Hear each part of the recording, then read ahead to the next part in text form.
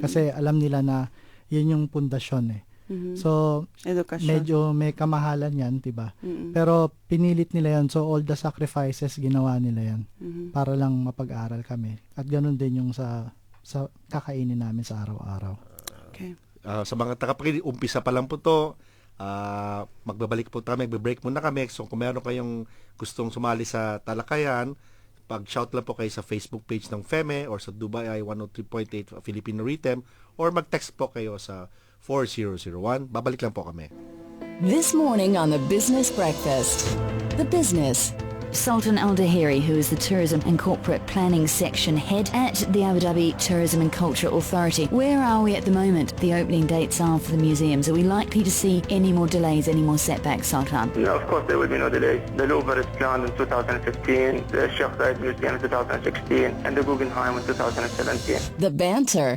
I'm going to Chicago and I'm very excited. Does anybody famous live there? Oprah. Well, she lives in Chicago, does she? Not a job Elsewhere. interview with her network or anything. That's the whole reason I'm going, Malcolm. Oprah Winfrey, Brandy Scott. There is actually Oprah Radio, I'll have you know. And tomorrow... Interested in doing business in Iraq? We'll have on the show an expert from the international law firm Eversheds to talk about foreign investment, agency and distribution laws and enforcing contracts in the country. The UAE's most popular morning show, The Business Breakfast, featuring Malcolm Taylor and Brandy Scott. Weekday mornings from 6. Powered by Dubai Investments and Al Rastamani Exchange. Every woman knows that visiting a gynecologist is a very personal matter. It involves trust and caring. Al Noor Clinic in Satwa understands this and is proud to announce the addition of Dr. Mira to their professional team of physicians. They also feature GP, ENT, pediatric and dental departments, all staffed with experienced and caring doctors. That's Al Noor Clinic in Satwa, opposite Al Maya Laz Supermarket. Call 04349 8100 for appointments. Al Noor Clinic is now a part of Adara Clinic. This ad has been approved by the Ministry of Health. Filipino Rhythm, brought to you by Al Ansari Exchange. Depositing your labor guarantees just became quicker with Al Ansari Exchange.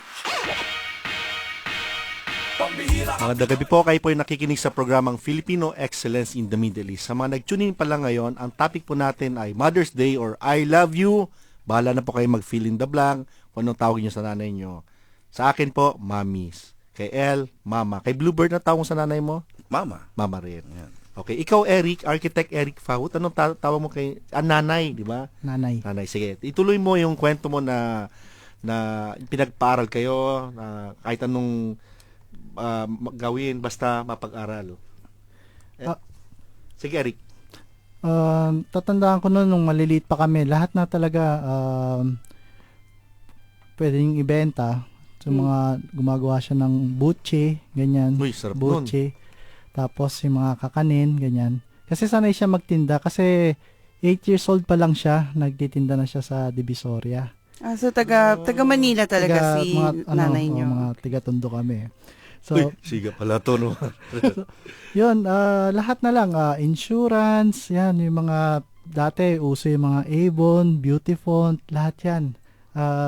Dinaanan ng nanay namin. Tupperware, yan. Ice drop. Kahit mga ice drop, nagtitinda yan, no? Sa palengke. Ensamada. Oo, tapos, manicurista yan. Wow. Manicurista siya. At hindi lang basta manicurista.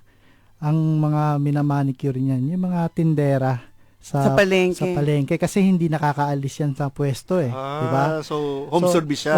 Pupuntahan niya sa pwesto doon talaga. Sa pwesto service. Alam niyo naman palengke yan ang medyo marumi diyan, no? So pero dinitiis niya 'yon. No? Na linisin yung paa at kamay ng ibang tao. Opo. Para lang buhayin kami. Kaya ganyan kaya inspirasyon talaga para sa akin ng nanay.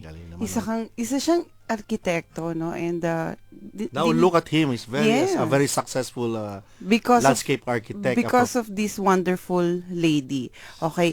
At yung tanungin natin yung kapatid diyan, yung younger brother. This is the first time actually sa Filipino Excellence, Daddy Blue, na meron tayong bisita na magkapatid. Nasabay. Good looking pareho. Kasi may successful mga naging kapatid pero hindi separate program sila eh. Ay, separate episodes. Oo. Ngayon, ang younger brother, 8 years na po dito sa Dubai. Isa siya pong operations coordinator sa isang retail outlet. Dalawang anak mo na rin, di ba? Opo. Dalawa na rin, oo. Cute na bata. Okay, si Edmond Faut. Edmond, ikaw naman, bati mo na Edmond. Magandang gabi po sa inyo at sa lahat po na nakikinig. Ayun. Kaboses nga ni Gary, Gary, Sinong Gary? Sa atin na lang yun. Pero Tsaka makinig, buong alam mo, mundo. Hindi, gusto mo salita ni Eric. Sige, Eric, salita. Okay lang mamaya yun. magbibiro sila magkapatid, Wala mo nalalaglagan. Mamaya na. Ikaw, Edmond, sino ba si nanay sa'yo? Sa akin, si nanay, best friend ko yan. Actually, yun ang tawagan namin eh. Talaga? Ikaw yung guest, di ba? Ikaw Opo. That's cute, best friend. Best friend. Pag pumasok ko sa bahay, tinawag ako niyang best friend. Sigurado yan, may tinatagong tsokolate. Ganun ba? Kasi doon kami nagkakasundo sa tsokolate. Ano ba yun? Search? Goya. Search or ano? Mababaw lang kaligayahan nanay ko, basta tsokolate eh. Solve na yan eh. Okay. So, anong influence sa'yo? Ano yung mga naalala mo at hanggang ngayon, dinadala mo pa? O parang reminder pa sa buhay mo? Sa akin, para sa akin si nanay kasi masiyahin tao talaga eh. Mm-mm. So kahit anong problema, kahit na anong dumaan, mabigat man siya, parati siya nakangiti. Niisip niya na yung ngiti niya kasi nakaka-impluwensya ng ibang tao eh. Kumbaga sa pamilya namin na yung kinukwento nga ng kuya ko kanina, yung pinagdadaanan. Yung ngiti pa lang ni nanay talaga nagpapasaya sa amin na magandang dating sa pamilya. Diba, ang nanay nga ilaw ng tahanan. Diba, yung nagbibigay kagad ng liwanag sa bahay kagad. Mm-hmm. Yan. Naalala ko tuloy isang kaibigan namin si Jovel. Ang nanay, ilaw, hindi radyo ng tahanan eh. Ilaw daw. Hindi radyo ng tahanan. Hindi radyo ng tahanan. Okay. Sige. So, nung lumalaki ka, Edmond, ano yung good memories that you have? Like si Kuya Eric kanina, he was mentioning something about yun nga yung pagbebenta ng kung ano-ano just so may maipanghatid gutom sa pamilya nyo. Ikaw naman, ano yung maaalala mo sa habang buhay ka? Siguro yung makukwento ko yung time na ako na lang naiwan sa bahay. Lahat yung mga kapatid ko may mga asawa na. Si Kuya Eric nandito na sa Dubai. Okay. Kasi 13 years na sa ikaw, 8 yung time na yun doon pala nag-start yung tindahan namin. So yung kinukwento ng kuya ko kanina na kung ano tinitinda ng nanay ko. Wala pang tindahan yun. Wala pang tindahan pwesto. yun. So nagkaroon ng nung magandang blessing ni Lord na binigyan ng nanay ng tindahan, sila ni Daddy. Ako yung naging kasama na sa bahay. So ikaw ang bantay sa tindahan? Oo, actually yung simula pa lang ng tindahan, nagtuturuan kami magkakapatid kung sino magbabantay. Pag nag-ring telepono, sigurado walang sasagot kasi malamang utos yun magtinda. Pero alam niyo, nagkaroon kami ng tindahan, feeling ko kasi naging busy masyado si nanay at si daddy. Okay. Pero nung time na yun, nung na-consult ko sa isang pare, sabi sa akin, bakit di mo samahan sila daddy at sa nanay mo sa tindahan? At doon, buo na naman kayo. So, nung sumama ako sa tindahan, doon ko lalo nakilala nanay ko at daddy ko. Gaano sila ka-sweet, gaano sila magbiruan. Siguro lumakas yung tindahan sa bentahan, dumami suki kasi nakikita silang dalawa kung paano sila magkulitan. Magmahalan. Okay. So, kung i-describe mo si nanay, ano yung words na ito? Yung sabi ko kanina yung masayahing tao. Masayahing tao. Yung pagiging masaya niya pala, damay na lahat yun eh. Namamalo ba si nanay? Namamalo? Nangungurot lang? Hindi ko matandaan kasi ang natatandaan ko dyan, iyak lang eh. Iyak. Sino umiiyak? Ikaw o siya? Nanay ko kasi pag meron kaming ginawang kumaga, kalokohan iyak lang siya. Tapos doon pala makukonsensya ka. So parang mas mabigat yata tayo kaysa sa palo. Oo. Di ba? Oh, that's nice, no?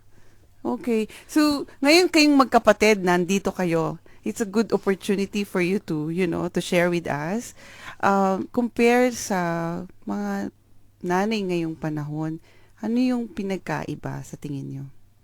Yung panahon ngayon, 'di ba? Ang mga mothers ngayon hindi lang dalawang trabaho or mas mas magastos daw ang mga nanay ngayon compared nung panahon nakasama niyo si nanay sa Pilipinas. Magagalit yung mga asawa nila, nakikinig daw ngayon eh. How would you describe Ano your mean? nanay?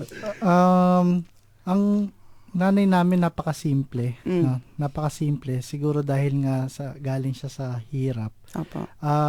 Hindi siya masyadong sa buhay. Yung mga karangyaan, hindi siya sanay doon. Basta masaya lang siya na magkakasama kami. Yung kanina sinasabi ng kapatid ko, masayahin tao kasi ang pangalan niyan Ligaya. Ganun ba? So in English, joy. Joy, yeah. She brings joy. Talagang sa pangalan pa lang niya, tsaka sa buhay niya, kitang-kita talaga yung kaligayahan. Na talagang sa simpleng ngiti niya, no, makikita mo na parang gagaang na rin talaga ang buhay mo dahil happiness, no, sa kanya. So, yun yung makita ko na kaibahan ng mga nanay ngayon. Sa kanya napakasimple at talagang sa kanya namin nakuha yung maging maka-Diyos. Okay. Kasi talagang araw-araw nagsisimba. Talaga. Talagang araw-araw nagsisimba at yung Rosaryo. yan ang at nagturo young sa amin. age, tinuruan na kayo magrosaryo at magdasal. Kasama kami dyan. Yung pag nililipat-lipat yung birhen, kasama kami dyan. Kahit puro lalaki kami. Siya talaga yung nagtuturo sa amin na bago matulog, magro-rosaryo, ganyan, magdadasal. Tsaka yung pagsisimba talaga. Na walang paltas yan. Talaga? Tuwing umaga yan, magsisimba yan sa Tondo, sa simbahan ng Tondo. Tita, sa lugar namin sa Tondo, mahilig sa basketball yung mga tao eh. Naalala ko PBA games, halftime labas, lahat ng nanonood sa bahay namin na kapitbahay, magdadasal muna kami. Tapos, papunta mo lang kayo. Pagkatapos ng dasal namin Rosaryo, pagbukas ng pinto, bintana, eto na naman yung kapitbahay namin, manonood na naman kami ng basketball. Pero sinisigurado ng nanay ko, kahit na busy lahat kami sa basketball, halftime, dasal muna tayo.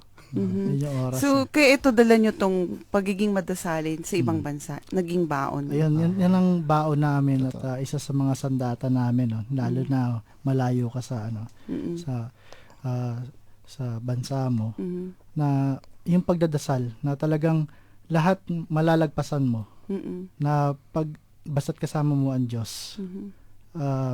Talagang nakita ko rin kasi yung lahat ng mga yung paghihirap niya, lalo na dati pag magpapasko.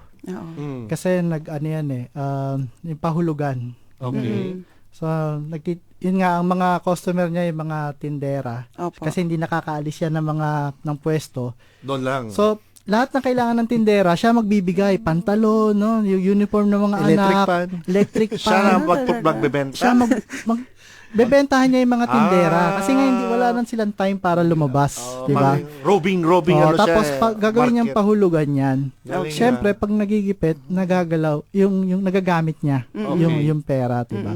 Tapos pagdating ng Pasko, yan yung kailangang ibigay na niya yung mga yung mga pahulugan, ganyan. Pero napagdaanan niya lahat yun dahil alam niya na merong Diyos na palaging tumutulong sa amin at tumitingin sa amin. Nakakatuwa naman. Sige, mamaya Bluebird, tatawagan natin si Miss Ligaya Faut. Mamaya kasi at least pausapin natin sa dalawang anak nila na si Eric tapos si Edmond. So meron po kayong gusto i-share. Marami na po nag-share dito sa Facebook page ng FEME. Maraming salamat sa mga comments ninyo. May mga nag-text na rin. So mamaya babasahin natin to at babalik po kami.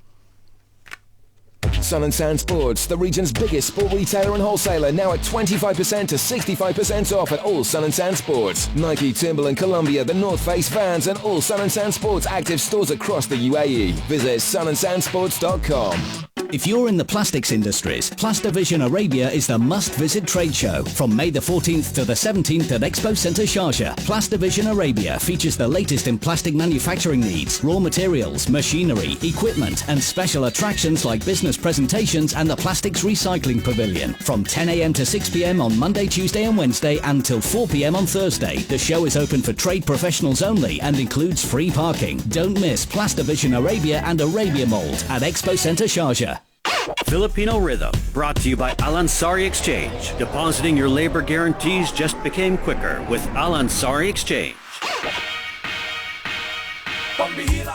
Kayo po yung nakikinig sa programang Filipino Excellence in the Middle East. Sa mga nag-tune in pa lang ngayon, ang topic po natin ay Mother's Day or I love you, blank, blank, blank. Bahala na po kayo. At meron tayong magkapatid na guest dito,